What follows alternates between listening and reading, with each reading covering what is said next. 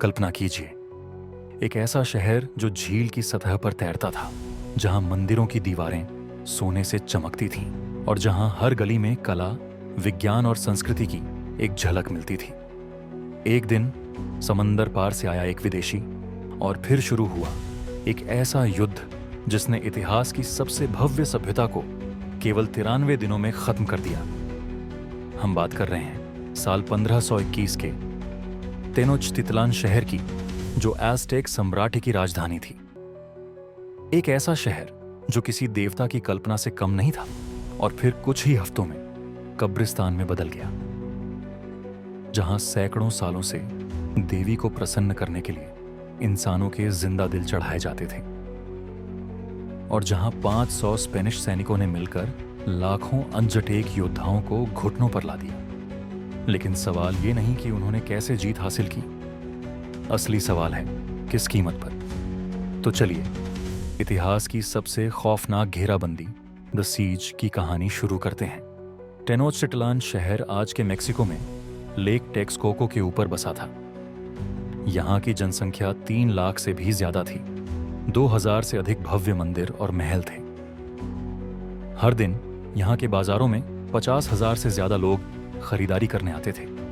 यहाँ के तैरते बागान इतनी उन्नत तकनीक से बनाए गए थे कि साल में 7 बार फसल ली जा सकती थी, यानी आज के आधुनिक वर्टिकल फार्मिंग से भी कहीं आगे।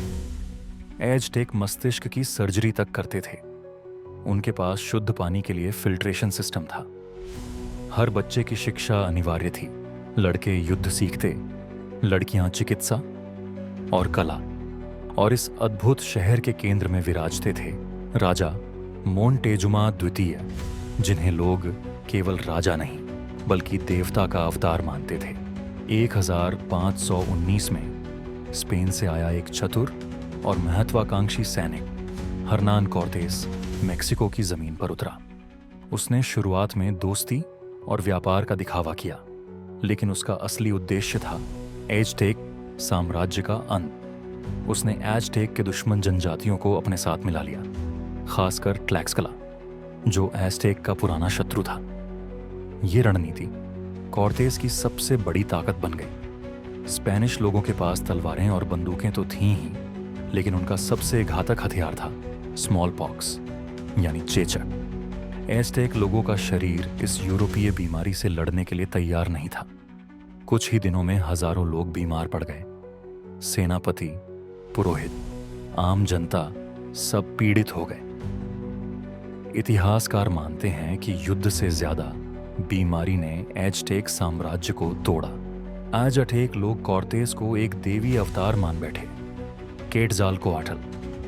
यही भ्रम बाद में उनकी बर्बादी का कारण बना। कॉर्तेस ने उसी विश्वास का फायदा उठाया। उसने मोंटेजुमा को कैद कर लिया, एक ऐसे महल में जिसे कभी मोंटेजुमा ने अपनी शक्ति का प्रतीक माना था। राजा को मजबूर किया गया कि वह अपनी ही जनता को स्पेनिशों के समर्थन में भाषण दे, एक ऐसा अपमान जिसने राजा की दैवीय छवि को चकनाचूर कर दिया। हालात बदतर तब हो गए जब एक धार्मिक उत्सव के दौरान स्पेनिश सैनिकों ने निर्दोष एज़टेक नागरिकों का निर्मम नरसंहार कर डाला। पूरा शहर उबल पड़ा। जनता ने बगावत कर दी और महल को चारों ओर से घेर लिया। कॉर्तेस और उसके सैनिकों को जल्द ही समझ आ गया कि अब उनका बचना मुश्किल है। और फिर आई ला नोचे ट्रिस्टे, यानी शोकपूर्ण रात। 1 जुलाई 1520 की रात को स्पेनिश सैनिकों ने अंधेरे में महल छोड़कर भागने की कोशिश की। वे अपने साथ सोने और चांदी के भारी भंडार लेकर भाग रहे थे, लेकिन किस्मत ने उनका साथ नहीं दिया। जैसे ही वे झील के पुलों से गुजर रहे थे, एज़टेक योद्धाओं ने उन पर हमला बोल दिया। भारी सोना उनकी गति को रोक रहा था और दर्जनों सैनिक झील टेक्सकोको के गहरे पानी में डूब गए। सुबह होते होते पानी के ऊपर सिर्फ तैरते हुए शव और बिखरे हुए खजाने रह गए थे। इतिहासकार बताते हैं कि कई सालों बाद भी झील के अंदर शव ऐसे मिले जिनके शरीर से सोने के आभूषण लिपटे हुए थे, जैसे लालच ने उन्हें मृत्यु तक पकड़ रखा हो। ला नोचे ट्रिस्टे सिर्फ एक हार नहीं थी, यह गर्व, विश्वासघात और लालच का अंतिम परिणाम थी। ला नोचे ट्रिस्टे के बाद भी कोर्तेस ने हार नहीं मानी। वह वापस गया, अपने सैनिकों को संगठित किया और फिर एक ऐसी योजना बनाई जिसे सुनकर आज भी लोग हैरान रह जाते हैं। उसने 13 युद्ध नौकाएं बनाई और सोचिए, उन विशाल जहाज़ों को पहाड़ों के ऊपर से उठाकर झील तक पहुंचाया गया। अब टेनोच्टिटलान चारों तरफ से घिर चुका था, जल और स्थल दोनों से। झील के ऊपर से नौकाओं का हमला, जमीन से तोपों और तलवारों की बौछार, लेकिन एजटेक योद्धा भी कम नहीं थे। उन्होंने झील में लकड़ियों की कीलें गाड़ दी ताकि स्पेनिश नौकाएं फंसकर डूब जाएं। हर रात झील पर ऐसी चुप्पी छा जाती थी जिसमें केवल टूटती नावों और बिखरती उम्मीदों की आवाजें गूंजती थीं। धीरे धीरे हालात और बिगड़ते गए। भोजन खत्म हो गया, पानी सूख गया, दवाइयां दुर्लभ हो गईं। मजबूरी में लोग चूहे, चमड़े की बेल्टें और यहां तक कि कीड़े मकोड़े खाने लगे। फिर भी एज़टेक योद्धा हिम्मत नहीं हार रहे थे। वे अपनी ऑब्सीडियन की तलवारों, एक चमचमाते कांच जैसे पत्थर से बनी घातक हथियारों से स्पेनिश सैनिकों का सामना करते रहे। स्पेनिशों ने एज़टेक पर नरभक्षण का आरोप लगाया था। कहते थे कि भूख से बेहाल लोग इंसानों को खाने लगे थे, लेकिन आज के इतिहासकार मानते हैं कि यह स्पेनिश प्रोपेगेंडा था, एक चाल जिससे वे अपने अत्याचारों को सही ठहरा सकें। असल में यह एक ऐसा संघर्ष था जहां एक तरफ भूख से तड़पती सभ्यता थी और दूसरी तरफ असहनीय लालच से भरी सेनाएं, और यह लड़ाई अब अपने अंतिम मोड़ की तरफ बढ़ रही थी। अंतिम सम्राट कुआउतेमोक्तजिन ने अद्भुत साहस के साथ अंतिम युद्ध लड़ा।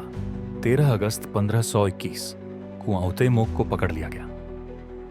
पराजय के बाद उसे यातना दी गई ताकि वह छिपा हुआ सोना बताए, पर उसने कुछ नहीं कहा। शहर पूरी तरह जलाकर राख कर दिया गया। मंदिर ढह गए, सड़कों पर लाशें थीं और झील खून से भर चुकी थी।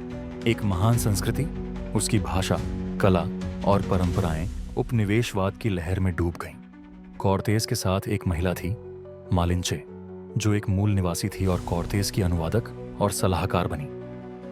उसने एज़टेक की संस्कृति, योजनाएं और कमजोरियां स्पेनिश को बता दी।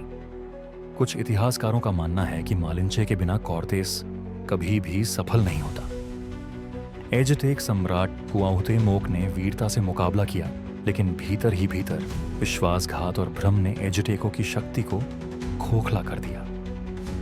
टेनोच्टिटलान अब सिर्फ इतिहास का एक अध्याय है, लेकिन उस अध्याय की हर पंक्ति आज भी दर्द से भरी है।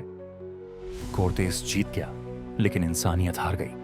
अगर आपको यह वीडियो जानकारीपूर्ण लगी हो तो इसे लाइक करें, शेयर करें और हमारे चैनल को सब्सक्राइब करना न भूलें। धन्यवाद। फिर मिलेंगे एक और रोचक और रहस्यमय कहानी के साथ। तब तक के लिए ध्यान रखें और इतिहास को जानें।